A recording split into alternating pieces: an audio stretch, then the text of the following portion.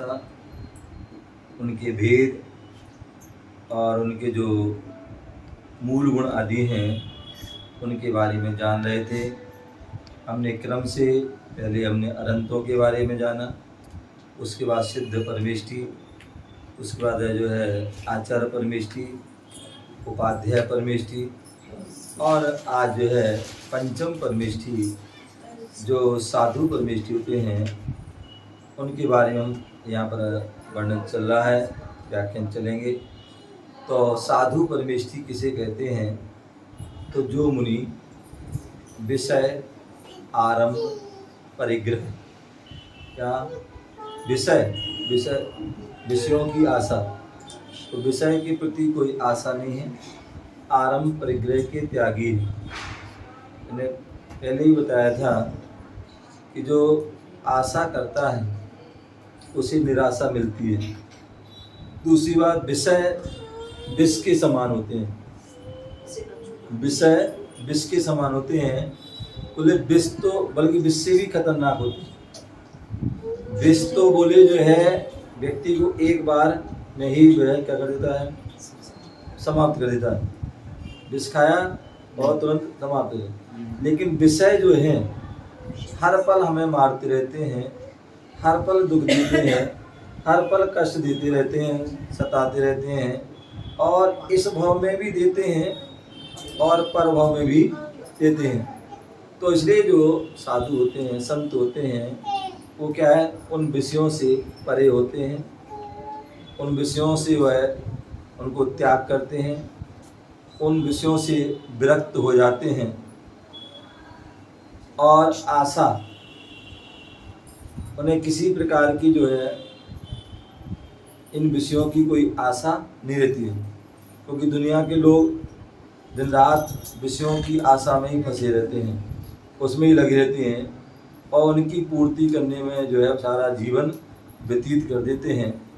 तो साधु जो है उन्होंने अपने ज्ञान से जान लिया है कि इन विषयों की पूर्ति के लिए हम अनादिकाल से एक नहीं अनेक भावों को हमने धारण कर लिया है, लेकिन फिर भी उसकी पूर्ति नहीं हुई है।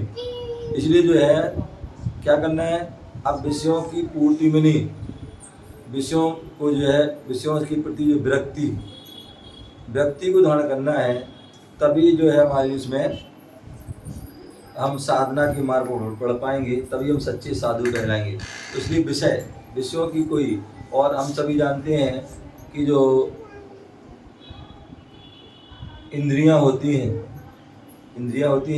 कितनी इंद्रियां होती पता है? कौन कौन सी? स्पर्शन, रसना, घ्राण, चक्षु, स्पर्शन, रसना, घ्राण, चक्षु, कर्ण, ये 5 इंद्रिय होती हैं। और 5 इंद्रिय की जो है 27 विषय होते हैं। क्या होते हैं?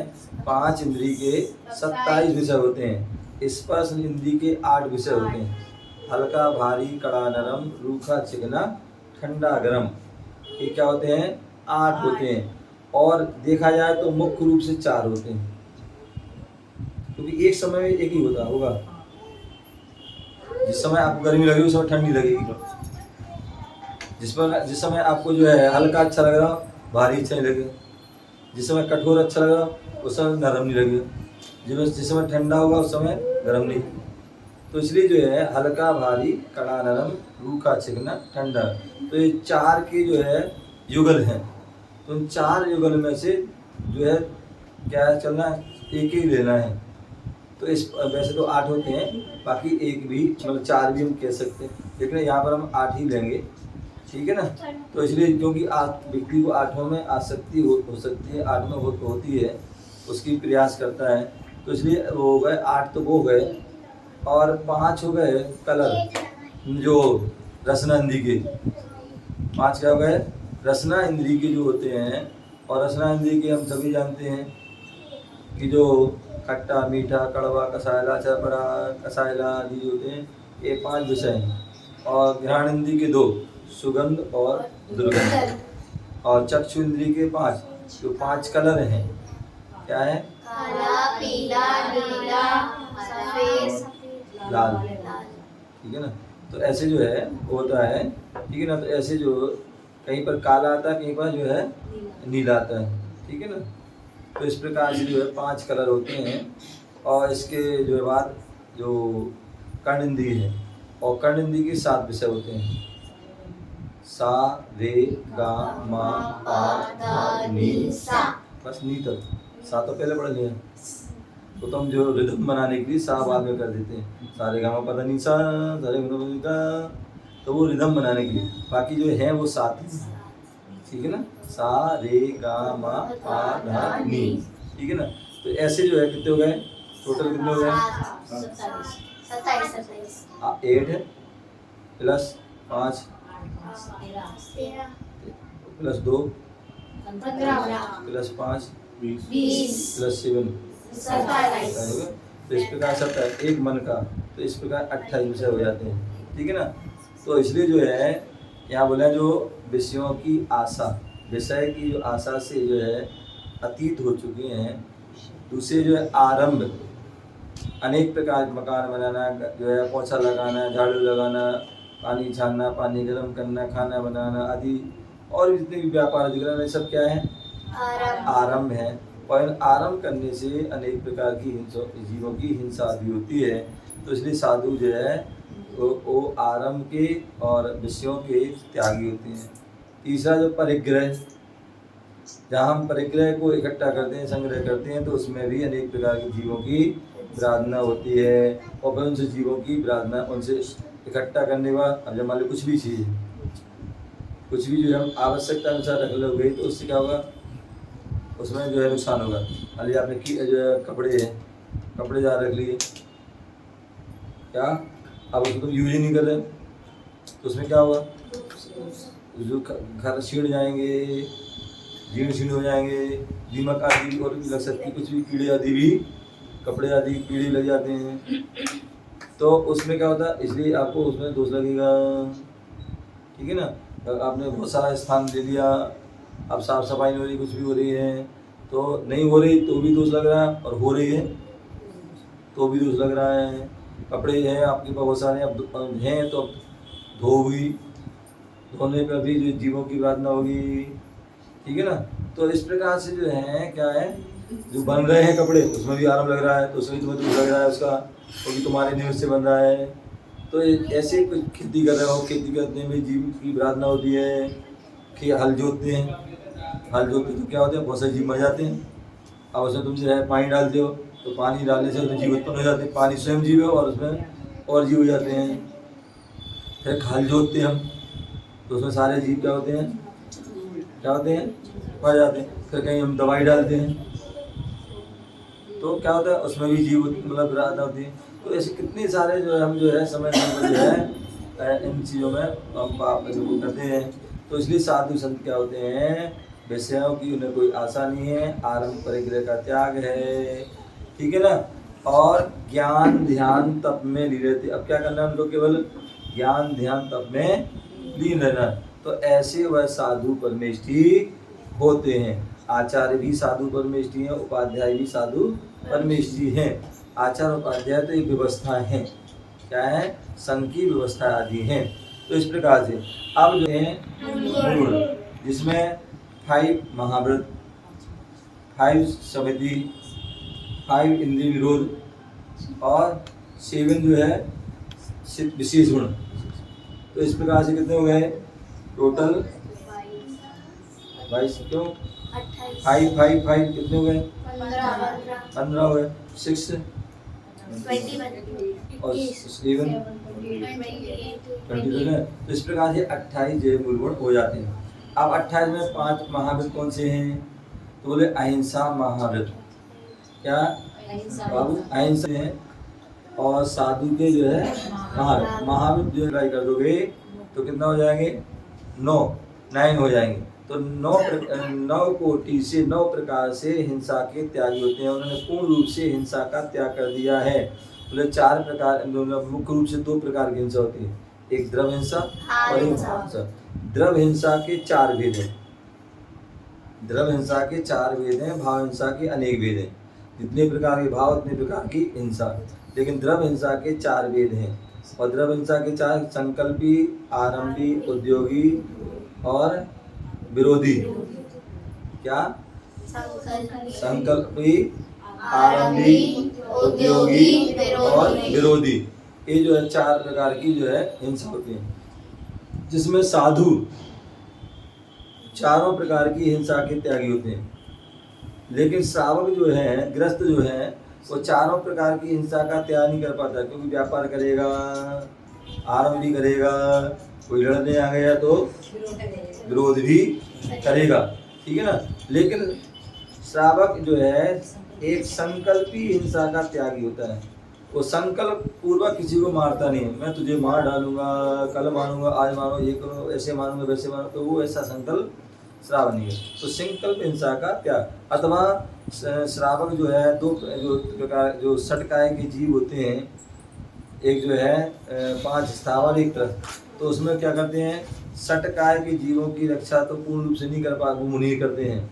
लेकिन श्रावक जो है वो त्रस्त जीवों की हिंसा का त्याग करते हैं और स्थावर हिंसा का यथावत बचने का प्रयास करते हैं, अनावश्यक कोई काम नहीं करते हैं। तो ऐसे अहिंसा मार्ग पूर्ण रूप से हिंसा का त्याग। सत्य महावीर, झूठ जो कभी हंसी में ना मजाक में किसी प्रकार से जो है साधुजन मजाक नहीं करते, झूठ नहीं बोलते हैं, क्योंकि जैसे हिंसा में पाप लगता है वैसे झूठ में भी पाप लगता है, वो भी पाप की संज्ञा में है, बराबर से दोष लगता है। तो इसलिए सत्य अहिंसा महावीर, सत्य महावीर, अचौर किसी की रखी हुई, पड़ी हुई, भूली हुई वस्तु या बिना दी वस्तु की ग्रहण नहीं करना। क्या कहीं पर रास्ते में कहीं पर भी कोई चीज़ पड़ी है, रखी है, भूली या बिना दी उठा लिया आपने, तो उसमें आपको चोरी का दोष लग जाएगा। तो इसलिए पूर्ण रूप से हिंसा का, चोरी का त्याग। और उसके बाद चौथा है ब्रह्मचर्य महाव्रत, जो स्त्री रूप से किसी पूर्ण रूप से स्त्री का त्याग। 4 प्रकार की मैंने स्त्री बताई थी एक दिन। एक जो है देवकृत, देवनी, इसे देवी, एक त्र्यंचनी, एक मनुष्यनी और एक अचेतन। अचेतन में जो है कोई भी हो सकती, काष्ठ की भी हो सकती है, धातु की भी हो सकती है, कागज की भी हो सकती है, मिट्टी की भी हो सकती है।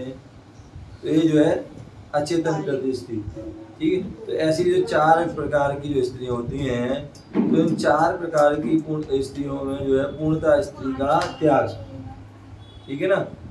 तो और जो चेतन स्त्री हैं उनको तो विशेष रूप से करते हैं, चाहे वो चेतन में मनुष्यनी हो, चाहे देवनी हो, चाहे वो त्रिंचनी हो, ठीक है ना।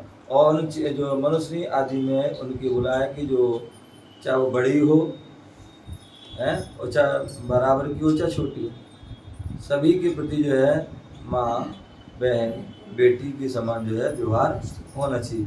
तो इस प्रकार से ब्रह्मचर्य महाव्रत का पूर्ण रूप से त्याग। मैंने इस पर ब्रह्मचर्य धर्म के दिन भी कहा था कि कितनी सीढ़ी चढ़ करके हम ब्रह्मचर्य धर्म को पालन कर पाते हैं या ब्रह्मचर्य महाव्रत को प्राप्त कर पाते हैं। एक है अपरिग्रह महाव्रत, पूर्ण रूप से जो है परिग्रह का त्याग। अनावश्यक जो वस्तु हैं उनकी जो साधना में अनुपयोगी हैं, ऐसी उन वस्तुओं को ग्रहण नहीं करते हैं, जो उनके आवश्यक हैं उनको ही ग्रहण करते हैं। तो इस प्रकार से अपरिग्रह बोले। श्रावक जो होता है, ग्रस्त जो होता है, वो परिग्रह परमाणु व्रत होता है, उसका परिग्रह का परिमाण कर लेता है। लेकिन साधु जो है पूर्ण रूप से परिग्रह के वो है त्यागी होते हैं, इसलिए उनको अपरिग्रह महाव्रत के धारी कहते हैं।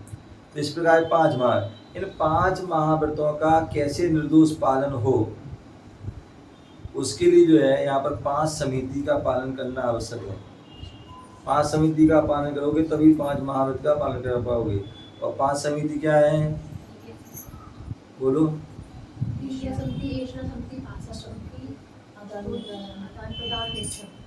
और प्रतिष्ठापन, लेकिन क्रम से गड़बड़े है। ईर्या, भाषा, ऐषणा, आदर, निक्षेपण और प्रतिष्ठापन, ये 5 समिति होती हैं। ईर्या समिति 4 हाथ जमीन को देखकर चलना। जब भी चलो क्या करो, 4 हाथ जमीन। कितनी हाथ?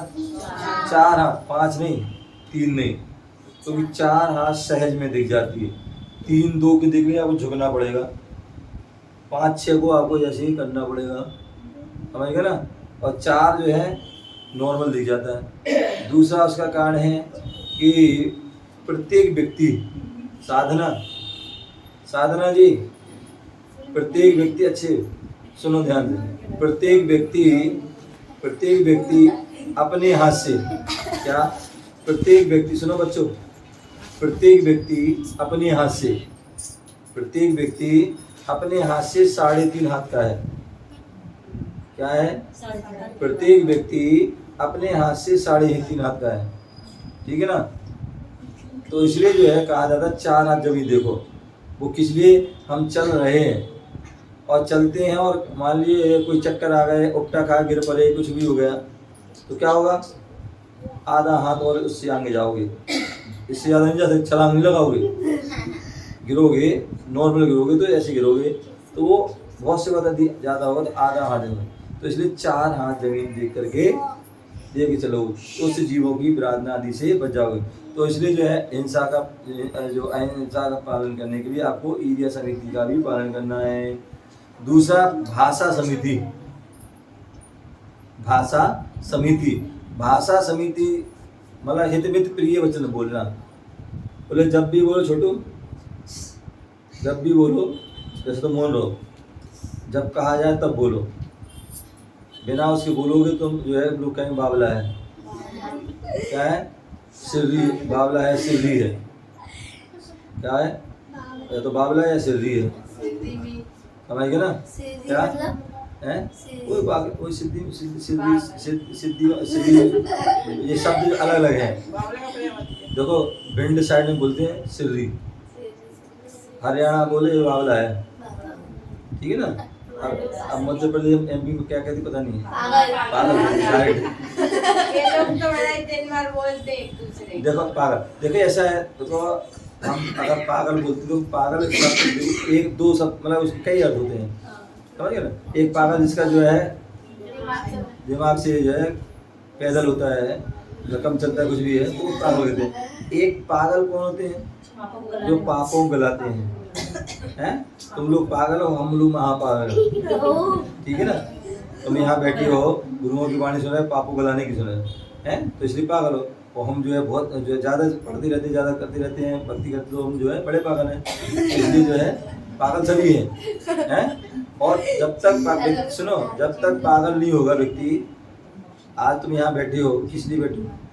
नहीं तो रात में कहीं घूम रहे होते, फिर रहे होते, खा रहे होते, पी रहे होते, TV देख रहे होते हो, लेकिन तुम पागल हुए गुरुओं के प्रति, इसलिए आज यहाँ बैठे, ठीक है ना। कोई पढ़ाई के प्रति पागल होता है तो पढ़ाई का पढ़ोत्ता बन जाता है, समझे ना। तो पढ़ता रहता है। कोई TV का पागल हो जाता है, कोई TV, कोई मोबाइल का पागल, दिन रात मोबाइल चाहिए।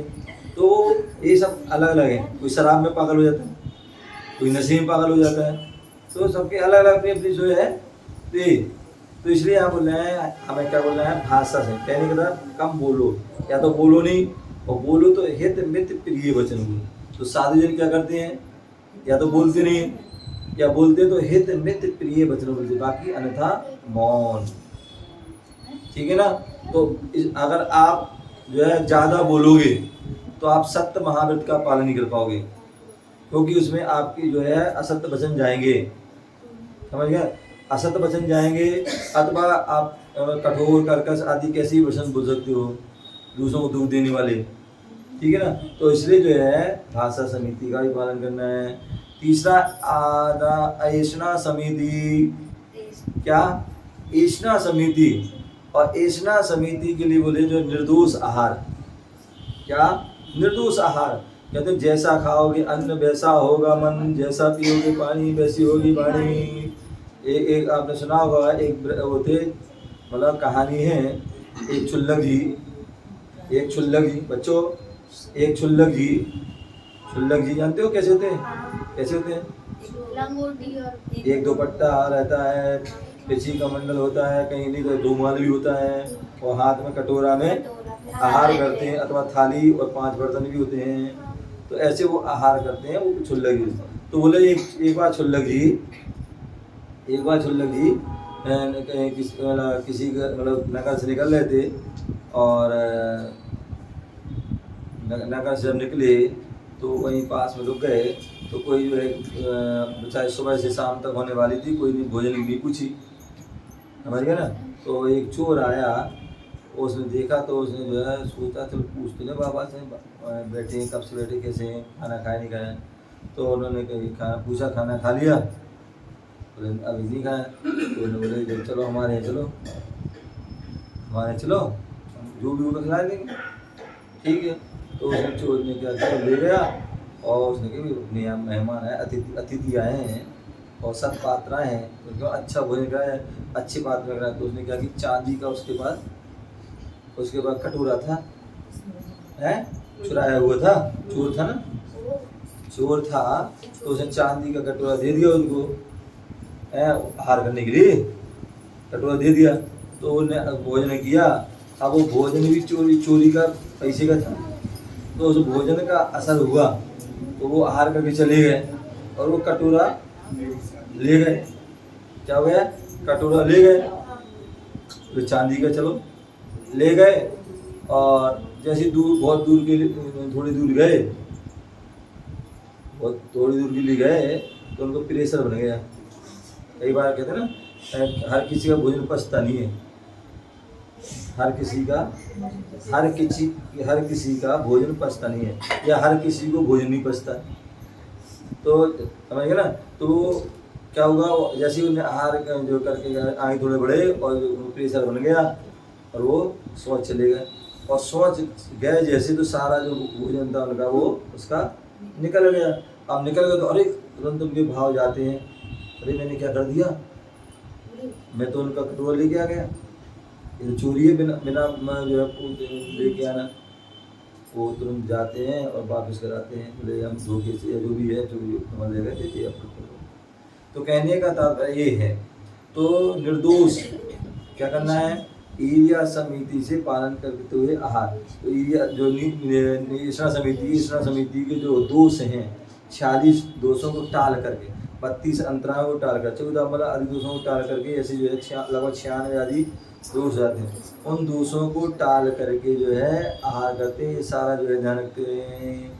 तो इस प्रकार से जो क्या है निर्दोष, उसमें किसी पर छल कर नहीं करते हैं, किसी प्रकार कोई साधु किसी की सामान उठा के नहीं खा सकते हैं। तो ऐसा तो अगर निर्दोष पालन करते हैं तो उनका अचौर्य व्रत का भी क्या होता है, तो पालन हो जाता है। या किसी की वस्तु नहीं उठाते तो उसका अचौर्य व्रत का पालन हो जाता है। तो इस प्रकार आधार निक्षेपण समिधि, वस्तु को देखभाल करके उठाना रखना, तो ऐसे नहीं कुछ भी चीज़ उठा ली, कुछ भी उठा रख लिए, ठीक है ना, तो उससे जीवों की प्रार्थना भी होगी और भी दोष लग सकता है। तो इसलिए जो है वो अंत में प्रतिष्ठापन समिति, क्या प्रतिष्ठापन समिति, प्रतिष्ठापन समिति में क्या है, जो मल मूत्र आदि जो है हम छोड़ते हैं तो उसको मतलब जो है प्रासुक स्थान होना चाहिए, जहाँ कोई जीव जंतु आदि ना हो, घास आदि ना हो, कीड़े मकोड़ा आदि ना हो, कोई छेदे आदि मतलब जैसे जो है मतलब ऊंची नीची आदि, तो ऐसी सारी चीज़ें देख करके ही वो क्या होता है। तो इस प्रकार से प्रतिष्ठा। इसके बाद जो है 5 इंद्रिय निरोध, हमें यदि अपनी जो क्या नाम समिति का पालन करना है, 5 महाव्रतों का पालन करना है, तो उसके लिए 5 इंद्रिय पर विजय प्राप्त करना होगी। क्योंकि जब तक विजय नहीं प्राप्त करोगे 5 पे, तब तक जो है तुम्हारे समिति में और महाव्रतों में दोष लगेगा। तो इसलिए 5 इंद्रिय पर विजय, स्पर्शन, रसना, घ्राण, चक्षु, कर्म, इन पर हमें विजय प्राप्त करना है, ठीक है ना, इनको बस में करना है।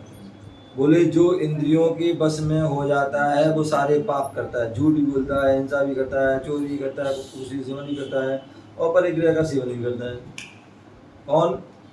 जो इंद्रियों के वश में, जो इंद्रिय होते हैं। लेकिन साधु क्या है, साधु ने इंद्रियों को बस में कर लिया। तुम इंद्रियों के अनुसार चलोगे तो जैसा वो कहेंगे वैसा करना पड़ेगा, तो उसमें दोष है। और साधु ने क्या किया, इंद्रियों को बस में कर लिया। बोले इंद्रियों के अनुसार नहीं चलेंगे, इंद्रियों को अपने अनुसार चलेंगे, समझ गया ना। इंद्रिय दिन भर तुम ये करते रहो वो करते, बोले नहीं, जितना आवश्यक उतना ही करेंगे। तो इस प्रकार से क्या है, 5 इंद्रिय विजय, 6 आवश्यक।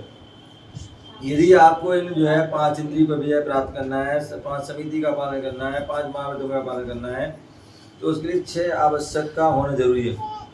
व्यक्ति कभी खाली दिमाग शैतान का फ्री होता है तो अनेक प्रकार की बातें सोचता है, अनेक प्रकार के पाप करता है, अनेक प्रकार के खोटे कर्म करता है, लेकिन सदावश्यक करते रहो।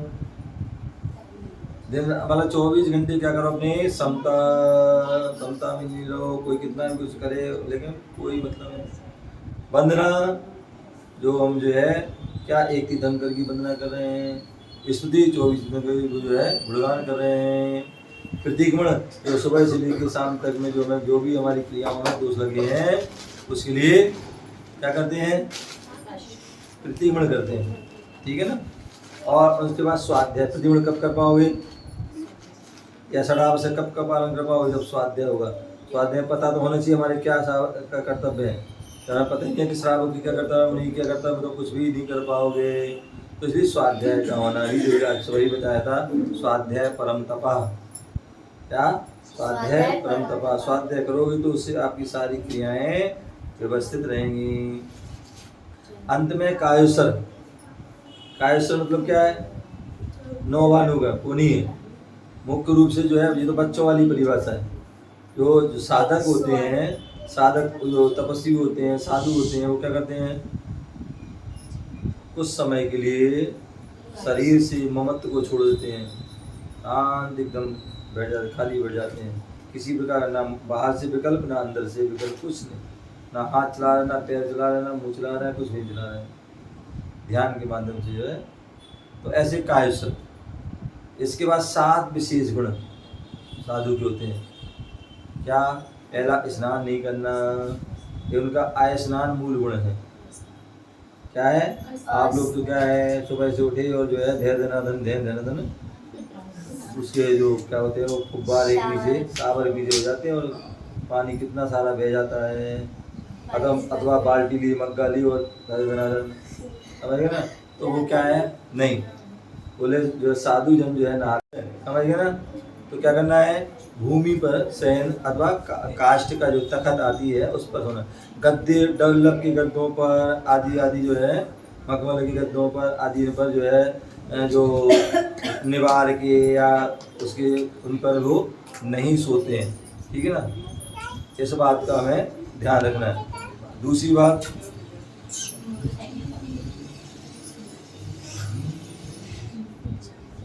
जो है नग्नत्व। क्या, नग्नत्व। दिगंबर जो साधु जो है हमारे जैन संत होते हैं वो नग्न रहते हैं, नग्न रहते हैं, किसी प्रकार का शरीर पर वस्त्र धारण नहीं करते हैं, समझ गए ना। तो वस्त्रों के त्याग, ठीक है ना, इसलिए उनको दिगंबर कहते हैं। दिशा ही उनकी जो है क्या है, वस्त्र है, ठीक है ना। उनका वही सोने का स्थान है, वही उनका बिछौना, वही उनका ओढ़ना है, ठीक है। तो ऐसे वस्त्रों का त्याग नग्नत्व। दूसरा केश लोंज, अपने हाथों से जो है अपने जो है सिर का, दाढ़ी का, मूछ का, ये जो 3 स्थान हैं इनके वह केश लोंज करते हैं। बाकी अन्य स्थानों की जो है वह बालों आदि को क्या कर उखाड़ते आदि नहीं, केवल दाढ़ी, मूछ और सिर के इन 3 स्थान की केशोंज करते हैं, ठीक है ना। तो इसलिए जो है केशोंज करते हैं। कैंची आदि से नहीं कटवाते हैं। क्या, कैंची आदि कटवाओगे तो उससे क्या हो जाएगा, उससे जो है 200 वो जीवों की प्रार्थना हो जाएगी। नाई से भी नहीं कटवाते हैं क्योंकि नाई को पैसे देना पड़ेंगे, इसलिए अपने हाथ से ही क्या करते हैं, केश लॉन्च करते हैं। यदि आप अपने हाथ से नहीं कर पा रहे हैं तो कोई दूसरे साधक हैं, मुनिराज आदि हैं, ब्रह्मचारी आदि हैं, उनसे भी वह करा लेते हैं, ठीक है ना। तो इस प्रकार से क्या केशो लॉन्च सुनो। और क्या बोल रहे हैं, 5वां जो है, 5वां कौन सा है, जो दिन में एक बार प्रासुक आहार करना। क्या करना, दिन में एक बार प्रासुक आहार करना। दूसरा जो है खड़े होकर, क्या, खड़े होकर अंजलि में, क्या, खड़े होकर अंजलि में जो है आहार ग्रहण करना, जिसे कर पात्र भी कहते हैं। क्या कहते हैं, स्टील के, लोहे के, जो है सोने के, चांदी के पात्र नहीं, अपितु जो है कर पात्र, कर ही जो हाथ ही जो उनके पात्र हैं, उसको ही कटोरा बना ली, उसको ही थाली बना ली, हैं इनको चम्मच बना ली, हैं क्या करते हैं इनको ही चम्मच स्पून सब जो भी है इन हाथों ही को ही बनाते हैं, इसको ही गिलास, इसको ही जग, जो भी करना सब उसको ही बना देते हैं, उसमें उसी में खाते हैं, उसमें ही पीते हैं। तो इसलिए खड़े होकर, वो भी खड़े होकर, कैसे होना बेटा, खड़े होकर के, और खड़े भी ऐसे ही चलते फिरते आप लोग करते बफर सिस्टम में, वो नहीं, बोले एक स्थान पर स्थिर होकर के। और कैसे खड़ा होना, समपाद, कैसे होना है, समपाद, जो है पंजा और एड़ी में 4-4 अंगुल का अंतर होना चाहिए, ना कम ना ज़्यादा। कम होगा तो भी ज़्यादा देर तक नहीं हो पाओगे, ज़्यादा होगे तो थक जाओगे, तो गिर जाओगे। तो इसलिए समपाद, जैसे हमारे सभी तीर्थंकरों की जो खड़े प्रतिमा होती हैं, आप देखिए बाहुबली स्वामी, भरत स्वामी आदि, उनकी क्या है, समपाद, पंजे और एड़ी में 4 अंगुल का अंतर। तो ऐसे जो है खड़े होकर के क्या करते हैं, वह मुनिराज जो है कर पात्र में आहार करते हैं, और अंत में दातुन मंजन नहीं करते हैं। बच्चे लोग